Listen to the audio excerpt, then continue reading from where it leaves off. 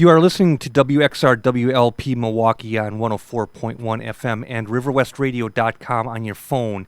You can now listen by saying, Alexa, play WXRW, or Hey Google, play River West Radio on TuneIn. Support for this program comes from Collectivo Coffee and Troubadour Bakery, makers of artisan breads and scratch-baked goodies. Visitors to Collectivo's Bayview Cafe can look in on Troubadour Bakers as they prepare breads and cafe favorites daily. More info is at collectivocoffee.com. Welcome to Cinema Fireside. If you're listening live, it is a cold, dark evening in Milwaukee. We are in the throes of a wondrous continual winter, and I hope that the days go very slow because then spring, then summer, and before you know it, your life's over. So we really need to slow these days down for sure. It's a wild world. So we'll talk about some films tonight, and hopefully we have Gabe calling in. That is always a blessing when I see the ringer ring. The light actually was on. We turned it off. Let's see what happens. So, listeners, thank you for listening in. There we go.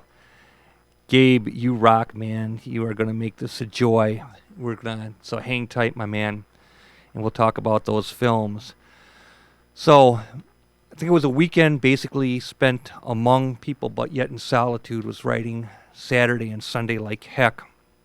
Actually had two good sessions on Sunday. I haven't slept well for about 4 days, and it's actually contributing productively to focus, the way that the biochemistry shifts and the psychology finds different terrain in one's day. So it's probably not good for the health, but as for focus and creative work, it's kind of like up the ante a little bit. But we must get sleep, and the CBS Radio Mystery Theater offers us about, I think, well over 1,000 episodes from the mid-'70s to the early '80s of mystery shows. So tonight we'll talk about Cat People, The Curse of the Cat People, Abigail's Party, and I think I went to see a film at the theater, and now it's for Best Picture, and it's The Post, and I have no clue if we talked about that or not, but it was a joy to see. It was interesting to see. It's directed by Steven Spielberg, and when you reflect on Spielberg's formative period, you can think of, there's before Jaws, there's Duel and Sugarland Express, but with like Jaws and Close Encounters and Raiders of the Lost Ark, you're thinking about the bombacity of John Williams' scores, and John Williams was a very popular composer in the 70s. He was at the forefront for contributing scores with like Star Wars, Close Encounters, all of that. And so anyway, he was a part of Spielberg's life back then. But then when we start cutting to Lincoln and now The Post, it's a more of a subdued milieu when it comes to music, and it's also more of a subdued aesthetic with cinematography, without all of these sweeping, grandiose camera moves and so forth. So that The Post, it's also interesting because when you see scenes with extras, and especially when it's a period piece that takes place in the early 70s, some of these scenes with extras are like cringeworthy because you're so aware of the dress, you're so aware of what you've seen with footage that was taken at the time that you have this, it becomes this immediate comparative science, and you can just see when things are just not syncing. They did a fairly good job with the extras, but if I was filming extras, I would do tight telephoto close-ups that wouldn't kind of allow for the entire mise-en-scène to play out, where you actually see how many there are, and you can actually see how exaggerated their movements might be. And, in real life, each person has a different demeanor. Not everyone's all acting crazy. Some are passive onlookers. Some are very vibrant in their participation. So there's this whole spectrum. But when you extras, everyone's doing the same thing basically, and that's just not the way it works in real life. And there's other ways to handle it that would offer a lot increased verisimilitude, as in the portrayal of that. Thoroughly enjoyed the post. Had an exceptional experience. My colleague had checked it out too on the other coast, and so there was a concurrency of appreciation going on for that screening, definitely. And so very enjoyable time with the Post. Great to revisit the Washington Post newsroom. Last seen cinematically in full fashion with All the President's Men. So if you see the Post, you haven't seen All the President's Men, see them both definitely. Gabe's going to talk about Cat People. I'm going to talk about it right now. I've seen it before and I revisited it, and I find it nothing more than a marginal melodramatic B picture. That's all, and it's only lives through myth. One person said, "Hey, this is this subtle portrayal of a latent horror, something like that." And then one elite repeats what the other elite has said, and it becomes a standard item in cinematic history books, and all of a sudden it's a classic. And it's like it's the second coming or something like that, which it's not. It's like I said, a marginal melodramatic B picture, and if I never see it again, so much the better for it. Then I had a concurrent experience watching The Curse of the Cat People, which improved upon the form. It was actually an enjoyable experience to watch. Its pacing, its sense of overall narrative coherence was far more was more rigid than the first one. And what happens is when you spend a lot of energy mythologizing cat people, it obfuscates other films that are of far greater worth in that time period in the 40s. And so all this, the emperor doesn't have any clothes kind of stuff, should be called out so we can see what else exists in the landscape of options. So, but it was a very fine experience watching The Curse of the Cat People. Again, that was a far better effort. And I had also a unique experience watching Abigail's Party from the BBC, I believe, from around 1977 or so. Kind of like a teleplay. I still put it in the pantheon of my feature film report. It's a feature, and So anyway, 5 people in a living room. Angst, hanging out, tensions mount. Robert, have a great night. Robert Amanqua on the scene. You take care of yourself, my man. And so I could just see the two husbands and the tension mounting as I did listen to all this prating. I knew they were inherently, internally going nuts, and finally they did. But what was interesting about that, and it's a marginal effort. It's by Mike Leigh, so a renowned director. But anyway, so one of the dudes in it, one of the husbands. Now, I don't think there was any. He's in a business suit. I don't think there was any indication that he had any aesthetic inclinations. So I'm thinking if this is actually the director's voice coming through as an anomaly in these, this domestic situation, for he suddenly points out of the blue, or however it comes about, that there's these people that they just live day by day. They will never do anything with their lives. They will never recognize their own self-potential. It's not a judgment call, but if you hang with them, you die. You spiritually die. I know about it. You die. It's over. Your aesthetic ambitions are gone. They are laid to waste. I call it rolling pettiness. And I'm out of there like about 5-10 minutes. I remember one time it was hot. It was summer, and there was some meeting at a bar, not a meeting, like, hey man, we're, the big stuff is going down, but it was just a get together at a bar restaurant, friendly little thing. And I said hi and I said bye. There's no way I was going to suffer outside in the heat. I went right into the bar area with my legal pad, got a Coca-Cola or root beer or whatever, and just started working the entire time, about 2 hours on my script or whatever. Came back out, say hi, a few minutes small talk, and wrapped it up. But yeah, I bypassed that situation so quick it'd make your head spin. That would have, all cool people, of course, most certainly with the best of intentions, but I'm just not down with it. I've lost so many days, weeks, months, and years that it just ain't going to happen no more. In fact, when I work at coffee shops and that, I don't play, I'll be tactful, I'll be cool with people, but we're going to cut it down to about 60 seconds of random crap. That's not going to amount to anything. It's not going to make a meaningful contribution to the big picture in any way, shape, or form. Of course, there's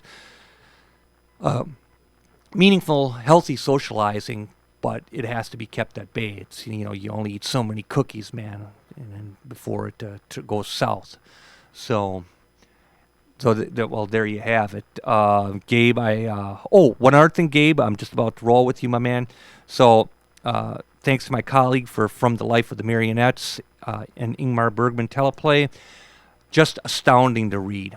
And his text is not subtilized. It is not conveyed through the art of clever subtext, but it's very forthright. It's on the nose, which a lot of people tell you to, writers will tell you to avoid, which you should in most films, but there is an allowance for an anomaly, which Bergman provides, and it is like breathing the cleanest, freshest, most strongest air possible. So thank you so much for From the Life of the Marionettes. Just an incredible read.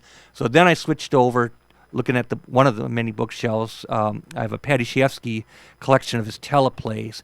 I'm like, hell yeah, man. So I rolled into the Bachelor Party and just having a blast reading it. I always take time out to serve myself, start reading before I get to work. Creative reading, that is, and that inspires one's creative work. Gabe, my man, I'm going to turn you up. Hopefully you're ready to roll. This is your heads up within seconds. I'm turning the fader up, my man. Gabe, are you there? Oh, absolutely. And thank you, Gabe, for calling, and I really appreciate it, because it's only through lack of sleep that I can do what you do with this maniacal monologue. So thank you, Gabe. Absolutely. So yeah, Mark touched off on some really good stuff. The reason I wanted to look at some of this Val Lewton horror stuff from the 40s is that its reputation. I'm glad Mark said that. And it's not by Val Lewton. He's just a producer. He's the producer, but it definitely has. Well, it's based on a story of his that he wrote in 1930, and then he produced it and he helped adapt it to the screen. And there's definitely a sort of a signature mark that his films have. There's a dark, dank, sort of film noir, and we say it's film noir now, but it just had this very dark, extreme shadows, these very extreme sets, and for their time, if you compare them to other horror films of their time, which a lot of genre films that are made in the 30s and 40s are so disposably bad, that the quality that we look at today versus the quality of the average horror film or science fiction film or action film in the 1930s or 40s,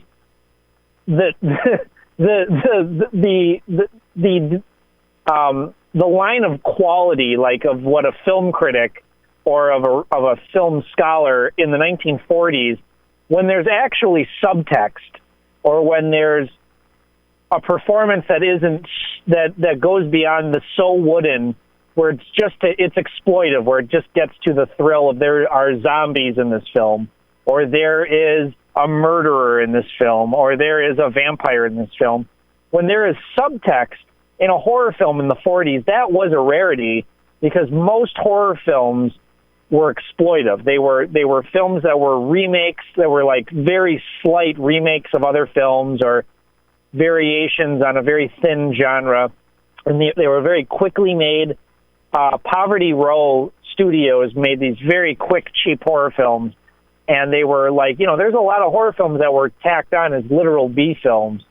But Cat People wasn't a picture. It was actually the attraction it was the singular attraction when it came out. It was the film that was promoted, and there would have been a B picture that ran after Cat People that would have been, I can guarantee you, much worse than that film. But yes, it's a film that 2/3 of it is extremely forgettable, extremely passé, extremely just by the books, and extremely just rigid and forgettable, pointless.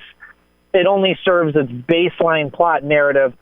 But the reason that Cat People has its reputation is that there is something that has worked for a lot of viewers for a long time. Paul Schaefer did not fall in love with that movie and remake it. Schaefer plays keyboard, Schrader makes films. That guy did not fall in love with that film because there's nothing there.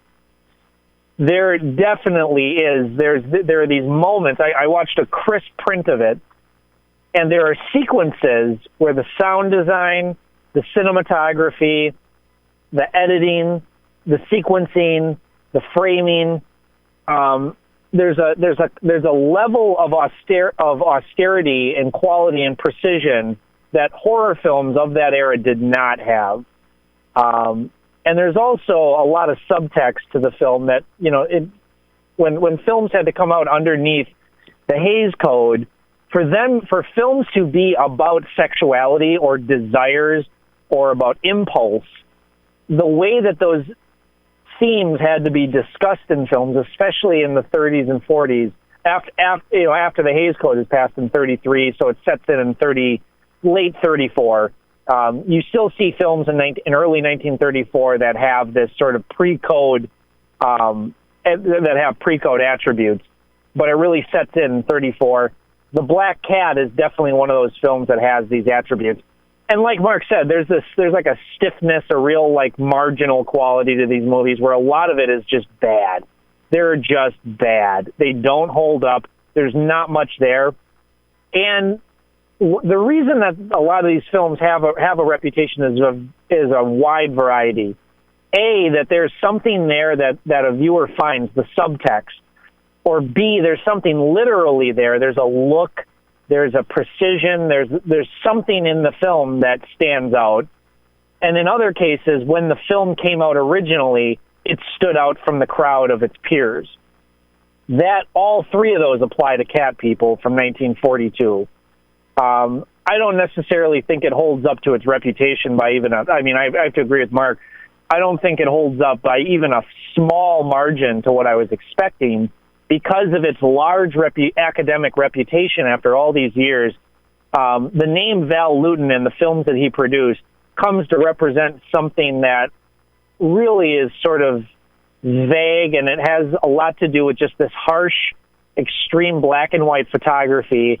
And these underlying themes about desire are the most concurrent things about the longings for companionship, a longing for the dark side of humanity, but something really loving and eternal, and also really cheap and immediate and sinful.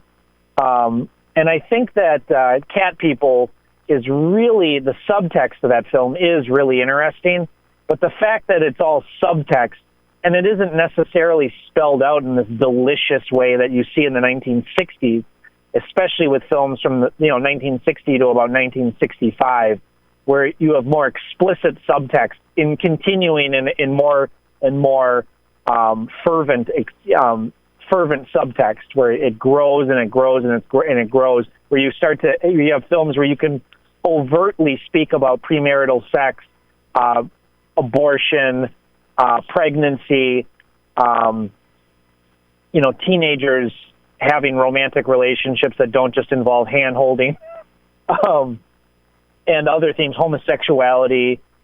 So the subtext is definitely more subterranean in these early films, but there's Mark and I have both talked about the wooden acting of the early 30s and even into the 40s, where it's that Victorian style of stage acting that continued into cinema, where any actor, even famous actors, had this other style of acting that is more like theater acting. It's not realistic, and it's really, and to be honest, it has a precision to it, but it doesn't have a depth. There's obvious huge exception. There are numerous huge exceptions to that, but for the most part, when you see like supporting actors in a lot of these films, even films with great reputations, there's just something really sort of, and in its time it didn't stand out, but now with the advent of a wider range of acting styles and all these years of cinema, we have a lot of films to pick from. But Cat People is an interesting horror film for people that are fans of horror films from the 40s. It's a must-see.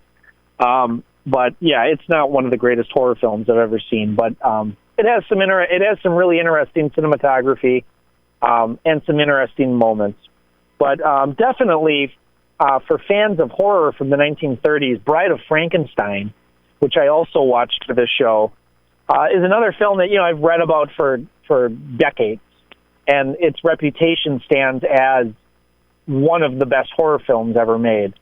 It's a film that has the reputation of being better than the original film upon which it was based. Frankenstein from 1931, directed by James Whale. Now, James Whale originally didn't want to come back and direct the material again, feeling that he had already used up all of his reserves and that there was nothing left to tell in the story.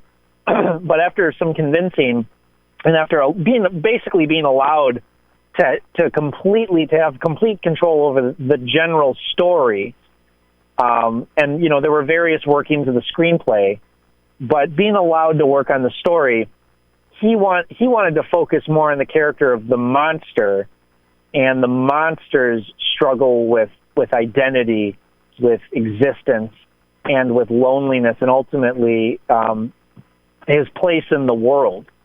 And Bride of Frankenstein, as much as it is a stagey, dated film in some ways in terms of, just the staginess of the fact that these films were shot on the Universal lot and they have that look and that feel, there is something real alive and active and beautiful and real at times unpredictable and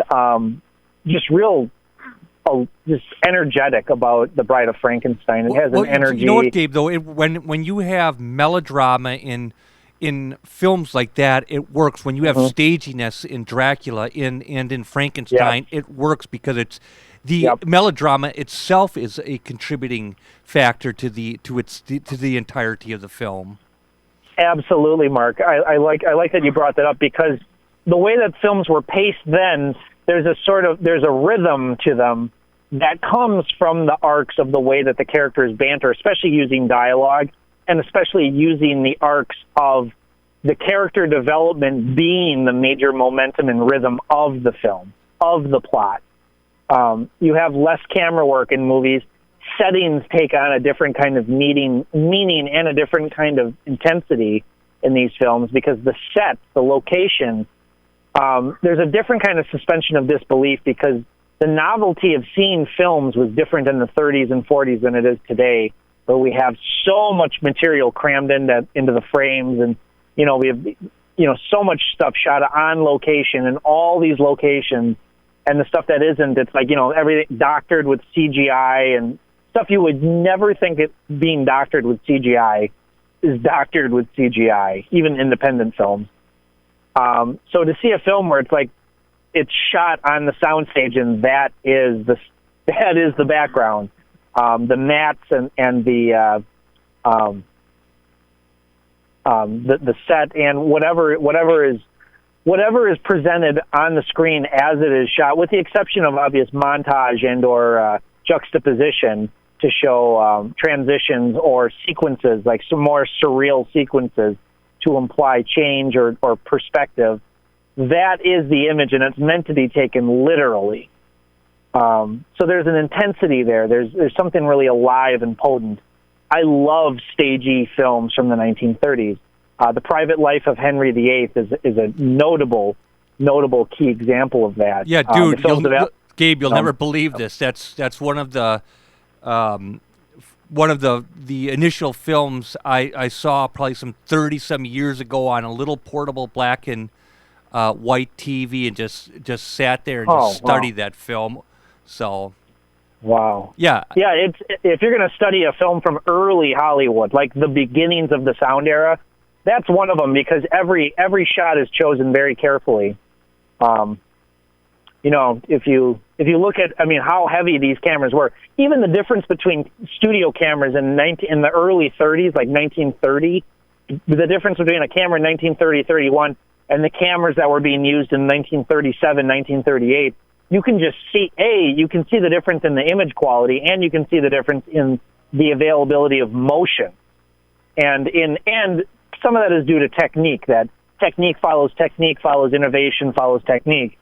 But if you compare the camera movements of a film like Grand Illusion, I mean, if you even tried to execute some stuff like that in 1930 or 31, it's just not possible, unless you had some very elaborate setup. So a movie like Bride of Frankenstein is real interesting because there's some great camera movement, there's some great set design, and it's it's a moving film, it's a powerful film, and it's really involving, it's action-packed, and it's terrifying because the psychology of it is really what's disgusting and terrifying, and it still lives up. It's like every moment is just coursed with electricity. It's one of the best stagey genre studio films that I've ever seen. Its reputation as one of these great monumental Hollywood studio films, it is deserved. It's one of the films whose reputation is deserved because it's a film that completely works.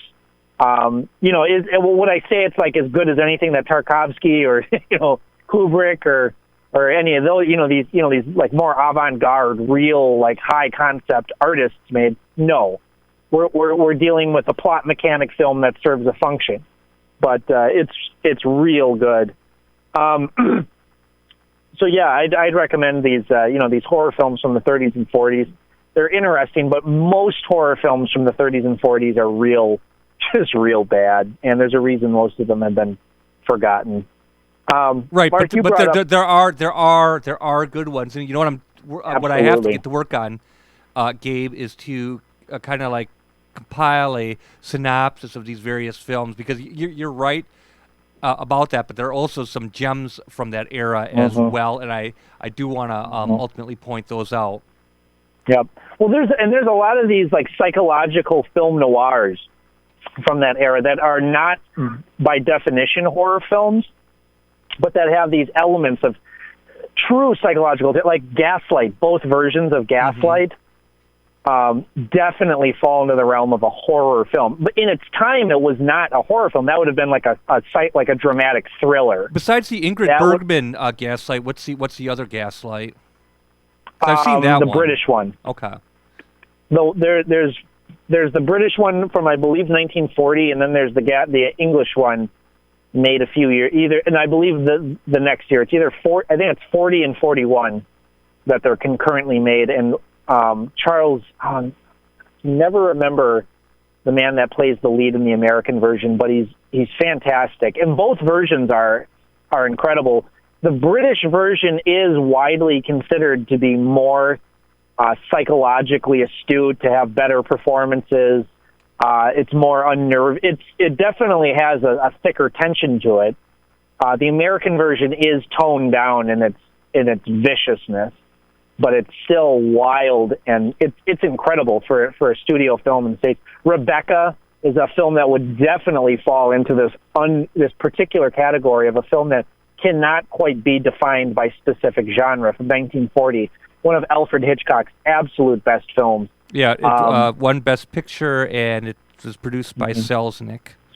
So it's his first American picture. And I think, you know what, Gabe, too, I want to point out, while he's still over in England, an overlooked Hitchcock film, which kind of falls into what we're talking about, this kind of like moody. It's even though it's a period piece, it's Jamaica Inn with Charles Laughton, and so if you haven't, that's a nice cozy little film to check out, Jamaica Inn. Absolutely. Jamaica Inn, Sabotage from 1936 is another astutely made film that I believe was actually based on a radio drama before it was made into a film. Yeah, well, wait a second. hold on a second, because is it possibly one of them is based off of a Joseph Conrad novel? Conrad, and yes. that might actually Conrad be novel Sabotage. that was the form that it took in the film was the form that it took as a radio drama first. Hey, I'll tell you, dude, Yep. real quick. Speaking of radio dramas and in homage to Steve Spice, actually on last night, Sunday night, I fell asleep to a Dark Victory by Betty Davis. Yeah, which was Yes. which was on the radio, which was on the radio. So they man. played that radio drama. So actually, that's what I fell asleep to last night. Oh, that's super cool. Yeah. Dark Victory, I have to give, I think about that film on a regular. I think about all the Betty Davis films that I've ever seen, ranging from the terrible to the just the gloriously otherworldly. The stuff that she made with William Wyler and with other filmmakers is just above and beyond. But she made so many great films in that gold, what they sort of, pretentiously refer to as the golden age of Hollywood, but The Little Foxes, The Letter, Jezebel, Dark Victory, and now Voyager. Those movies sort of have this quality of pristine. They just have a precision, and they're beautiful, they're powerful, they're magical. But Dark Victory has a real, vicious heart, and it has one of the bleakest. It has a hopeful ending, but it's a dark film that is only dark because of the note that it ends on. The final shot, the final image, and the mood, and the way that the music rises in that last frame, and the conviction that Betty Davis gives her character, that really all comes together climactically in that final scene. Betty Davis just has this. There's a reason that her name has the power that it has, and has lasted as long as it has. Dark Victory is one of those melodramatic studio films that works. Jezebel is another one that just works. I've seen a lot of Betty Davis films, so I think that should make Steve Spice happy and proud. It actually, including The Letter, and I read the play as well. So, that's a good one. That's a really interesting sort of proto-feminist film from a very non-feminist era.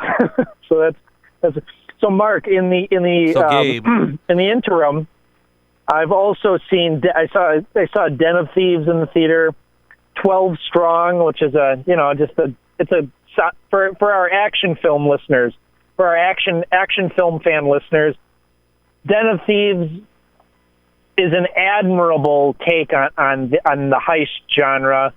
Gerard Butler finally gives a good performance. It's an interesting film. It's a literal it's a blatant ripoff of Heat, The Usual Suspects, and The Driver. And if you're going to rip off a couple of films and throw them together into a new one, you've chosen some really good ones to rip off and throw into a new one. So it works. It's an action film that works, but it's consistently a film that reminds you that that it has all the elements of a bad film, but somehow, by some miracle, it all comes together into a supernova of entertainment. I recommend it to action fans only. 12 Strong, I got to stand by in the same principle. A bad film that would work for action films and fans of military brotherhood dramas. If anyone out there liked Lone Survivor and the other films that Peter Berg has directed, he's a strong, confident, powerful filmmaker who has an assured understanding of visuals, editing, pacing, and that on-screen brotherhood. He understands the dynamic, and he gets good performances out of his actors, and he has just a fierce understanding of setting and place and personality. You better get that. Oh, no, that's someone else's phone. But Peter Berg directed 2 films in 2016 that were both just outstanding other kinds of action films that really just had a different type of intensity. Deepwater Horizon, which was about the explosion on the BP oil rig, and he also directed a film about the search for the Boston Marathon bombers, which was also an incredible, just high intensity razor wire action film. And before that, he had directed Lone Survivor, which is just a really thick, fierce, really well-made military brotherhood action film. And 12 Strong falls into that category. It's got Chris Hemsworth in it, and he gives a solid, assured, I don't know what other word to give it besides American performance. It definitely does not raise any questions or look to any nuance of the arguments about the war in Afghanistan, about what that war meant, what it means, why we were there, or how we got there, or what happened when we were there. This is not the film to bring those questions up, but it still has moral questions about combat, about war, and about purpose. So even though it doesn't have the deeper political questions that we might think to ask now, it definitely is a film that has a time and a place, and it's I would definitely call it a right-wing leaning action film, but it's astutely well made. It's fierce. It's nonstop. It's got Michael Shannon in it and Chris Hemsworth. I don't think I need to say anything more. For anyone who's a fan of Michael Shannon, it's another must-see performance by him. But for anyone that isn't a fan of military action dramas, it's totally skippable. Darkest Hour finally got seen, as did The Post. So I've wound up and rounded up my coverage, my need to watch the films that are nominated for Best Picture. So I finally got that done. Well, dude, congratulations! You saw Phantom Thread. And I did see Phantom Thread. I talked about that on the show last week. Yeah, congratulations. So you saw all the Best Picture nominees? I did. It's the first year that it's the first year since I think 2009 or 2010 that I've seen all of the nominees before the award ceremony aired. Because now we have, these 9 or 10 nominees. So there was always one or two, in some cases, multiple films that got away, where I didn't see all the nominees until after the award ceremony had aired. But I always make a point every single year to see all of the nominees. I think the only year that I skipped that was the year that Incredibly Loud and extremely close to Incredibly Loud or something. It's based on this book that's supposed to be extraordinary about a boy who's searching for a key that his father left, and his father died in the Twin Tower attacks. It's supposed to be this great book, and it was made into this utterly maudlin, horrible, unwatchable, just awful mainstream film. And based on I think it's the worst reviewed film. Based on the Metacritic score, I think it was the worst reviewed film to be nominated for Best Picture in like 45 years or something. So I skipped that one. I didn't feel like I was missing anything.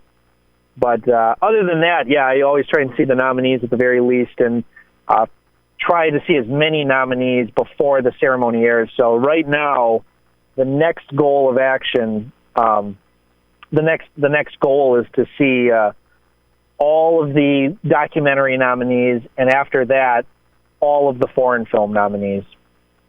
So that's hard work this year because all of the foreign film nominees, I think I've only seen one of them, and the other 4 are actually hard to find. Yeah, no, you're doing outstanding. And I do want to digress for a moment because I'm looking at radio dramas, and I'll tell you something funny, is that they have this nationally syndicated show, probably from New York to Los Angeles, is playing in Milwaukee as well. That's how I was listening to it. It was Hollywood 360, but I'd be in bed, like going to sleep in the dark, and it was on, I think, like Saturday nights or so. Actually, I probably was catching it out of Chicago, and so it's playing, affiliate stations all around the country, and what they would do, and I wasn't waiting for it, I'd just be lying there, actually is the proper English, but and what they do is they play clips from a film, and you'd have to identify what film it's from and call in. And dude, I wasn't even trying to do it or nothing, but believe it or not, across the country, I won 5 times, dude. I just instantly knew what film it was, punched in the number, got through, and so I'd win something. They'd send me a DVD set, a radio drama set, and the dude said, "Hey, you should write for us." But 5 times I won on Hollywood 360 across the country, identifying film clips. So that's my digression, my man. Mark, thank you. That's just awesome. That a mutual friend of my girlfriend and I's, we're going to start doing movie trivia night at this local establishment down here, starting in about 2 months from now or so. And but between me and this other person, we are going to just kill it. Because there's money prizes. It's not just to we went into the pickleball restaurant, fried chicken and pickleball restaurant, and we won trivia. Great job, everyone. Wasn't that fun? No, there's money involved. So this is serious business here. And it's not just $10. It's like $50. So, we're talking, exercise your trivia muscle, walk out with a little bit of food money in your pocket. I'm totally down. So that's got to happen. Mark, you brought up the Post, and you brought up some really good points that I couldn't agree with more. And I also kind of wanted to elaborate on some of the thoughts I had by what you were saying. There's a preposterousness to that film that drove me nuts. Now it's extremely well made. It's Steven Spielberg, who's one of my favorite filmmakers, even at his worst, and he makes bad films often. I watch everything that guy does. I watch his animated films. I watch his computer animated movies. I watch his kid films. I watch his drastically ill-conceived war films.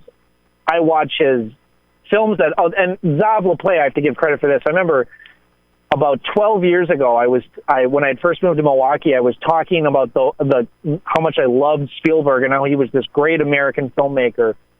And Zav just had to see, I had all these foreign films in my hands, and he looked at the selection of the films that I had, and then he looked at me and he goes, "You really like Steven Spielberg as much as any of the films that you have in your hand right now?" And I said, "Well, but I said I have a history with Spielberg where his films have this sort of magical, dreamlike quality, but they're also extremely precise. They live in the immediate. They have this real, true cinematic magic quality to them." And he said, "Now, I'm not saying he's a bad filmmaker. I'm just saying that many of the films that people would consider his best are ultimately about Steven Spielberg. They're self-promoting works of non-art that are trying to constantly tell you this is a great work of art, and ultimately that is the phoniest, most worthless thing that you can put forward in a mainstream film is pretend that something is a work of art when it's absolutely worthless and it has not the single quality of art. Either make entertainment or make something worthwhile, but to just constantly need to prove that there's something worthwhile here. And now that's his opinion. I'd have to disagree with most of it, but it really made me recalibrate and rethink a lot of the films that visually were magical, but ultimately their motives, their meaning, and even their text, their subtext I was like, man, that's actually really true. I had never been able to pinpoint what it was about some of his films that had this uncomfortable quality where I couldn't quite, I've never been able to get behind Saving Private Ryan. I think that it has a lot of fine qualities to it, but it always has smelled like a phony, awful film, and it has always felt to me that film is an insult, actually, to what it is trying to praise, or what it says it's trying to praise, and ultimately it actually is morally bankrupt. Now, The Post is a film that's fun. It's about serious issues and a serious topic, but it doesn't have this larger theme where it's about millions of people. It's about a time and a place when people were making decisions to stand up for what they believed in, but it's ultimately about a few characters. And Spielberg has gone on record and stated that he wanted to finish The Post quickly and in time to be released at the end of last year, because he wanted to make a film that was timely and political and about what he felt was going on this year in the political spectrum. Well, it appears as though the screenplay has made it onto the screen. Performances have made it to the screen, but Mark, yes, this awkwardness that you've referred to with the extras casting and sort of the script supervision, and Spielberg's strength as a visual filmmaker is usually in his blocking, and this is probably the first film of his that I've ever seen that doesn't have that sense of place that Spielberg usually is the master of. Setting, place, dimension, where he has this three-dimensional scope of his setting. The character's perspective, you have this full understanding of your perspective of camera movement, camera placement, camera view, mise-en-scène, like this cinematic sense of where you're looking at things. How is Steven Spielberg looking at this film? How am I, as the viewer, looking at this film? And how is the character looking at this film? Munich is one of those films where it operates in these multiple dimensions, where all three of those layers intersect, divide, converge, dissect, and explode. My word. Munich is one of those rare, and to be honest, I don't think Munich is a film that works because of its political subtext. But visually, Munich is a film that has all these interesting intersections of visual perspective. The Post is Spielberg's first film that I feel doesn't have a visual perspective. Things are shot very economically, very efficiently, and these performances, even the lead performances, I was constantly aware that I was watching Tom Hanks talk to Meryl Streep. Oh yeah. I wouldn't give Meryl Streep any accolades for that. It's a very, very pale performance. I like Tom Hanks just fit right into the role. He, it's like, okay, wow, that's great. But these people, everyone that worked on this film is so good at what they do that I feel like a lazy film like this, and I have to admit it, like it feels like everyone just like worked really hard to get this film made in time, because it feels like everyone's going through the motions on this movie. And there's nothing magical or special about it. But even saying that, it's still a great movie. Oh, I just had a great time seeing it. And you're right, it was rushed into production exceedingly quick. And so, and scripts written by someone in their early 30s as well. So, I mean, great job. It definitely doesn't have that.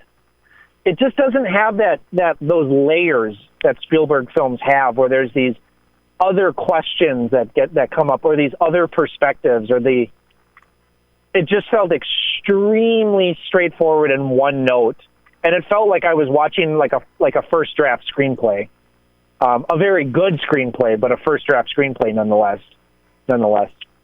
Interesting. Mark, very astute observation about the extras in that film. I would have never thought of that. I mean, you put side by side the use of extras in All the President's Men, and the way that people come and go in the frame, the way that people come and go in the background in that film versus in The Post. And it's just, The Post just seems like a nonchalant throwaway of a film in comparison if you were to look at the script supervision and the extras casting. And prop management, costume design. The fact that All the Presidents was made in the time that it took place, relatively around the time it took place, is probably a key to its sort of cinema. It almost has a cinema verite sense at times, because the grain of the film, the way it's shot, the steadiness, the calmness of the perspective in that film allows things to draw out. You'll get those medium wide shots, using a 60 millimeter lens, where they just let things happen. Redford at his desk, just taking notes. People wandering in the background, doing their job. It's another day at the office. And then you'll get that extreme close-up, the legal pad, the notes, pull back, 60 millimeter lens, just letting things happen, unfolding in that real precision time. And ultimately, what that does is that creates a more razor-tight tension, because even when things are calm, they're still tight. And Spielberg, by having this, at times like this, just razor just shredding camera work, this precise and just all over the place, and things are moving, people are moving, the camera's moving, objects are moving. All the actors are just flailing their limbs around. Mark, you had said this on the show several years ago. You were like, one thing that I've noticed, I don't know if someone had told you this, but it's like, man, the one thing about bad acting that you can be sure of is if an actor is moving things on their face, right? Or they're not doing kind of obvious physicality as well. That's a sure sign, with the jerking of the arms and the hands to emphasize points that you wouldn't naturally do. Yes. So I thought about that as you were talking about the extras casting in this film, because all the extras in the background of this film are constantly flailing around. And none of the leads do any flailing, besides like flipping through some pages of papers, some stacks of papers. Yeah. All of the leads are just confident in their craft, maybe too confident. But I never thought I was watching. I never thought I was really watching Ben Bradley. Not for a second. And that's fine. Tom Hanks has a level of fame. Meryl Streep has a level of fame and reverence. We're talking about two of the greatest living American actors, period. In terms of their accruement of Academy Award nominations and actual awards, I wouldn't argue with the deserved nature of those awards. That Tom Hanks has this ability to slip into character in a way that it's just disturbing at times.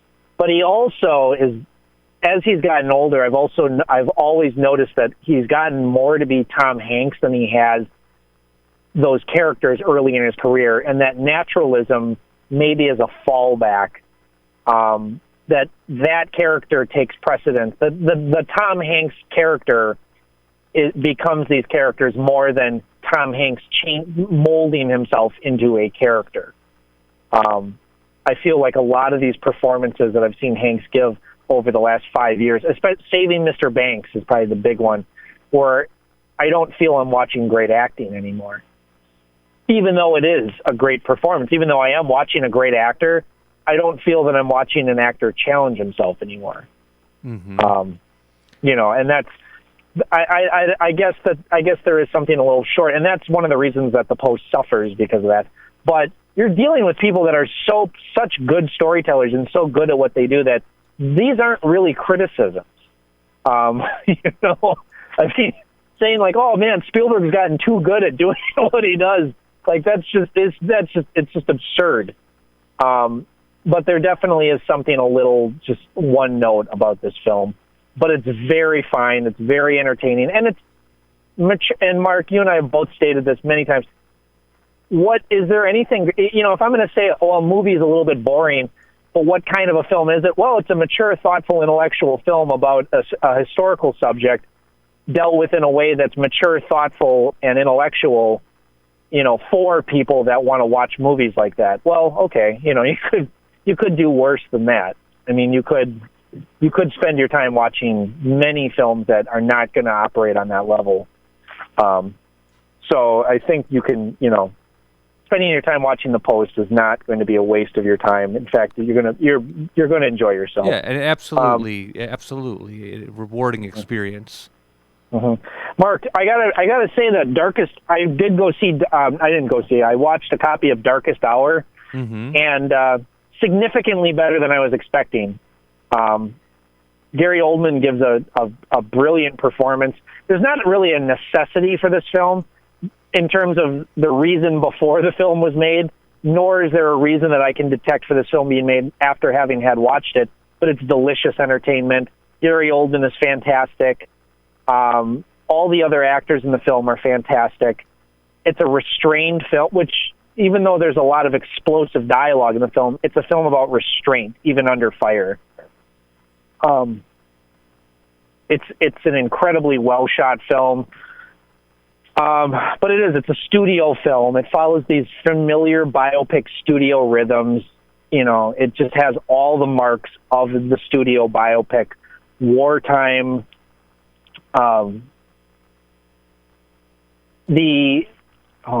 would I put it? Like you've got about 3.5 minutes to put it. Well, it's a film about fate, about where all the odds are stacked against a person of absolute fate, where the dynamic of their decision making, where there's hundreds of other people that have been in the same situation where they were absolutely certain that they were right and no one believed them, and then in real life it usually turns out those people are often wrong.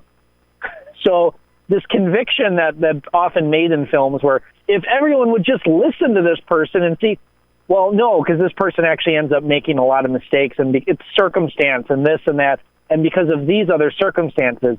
One thing that Darkest Hour does not, definitely does not give credit to, is how much luck and circumstance fell into Winston Churchill's favor. It wasn't just the genius of Winston Churchill. The film plays it out like Churchill was just this like gift from God, but in so many words, I guess. But it's a thoughtful, interesting, provocative film.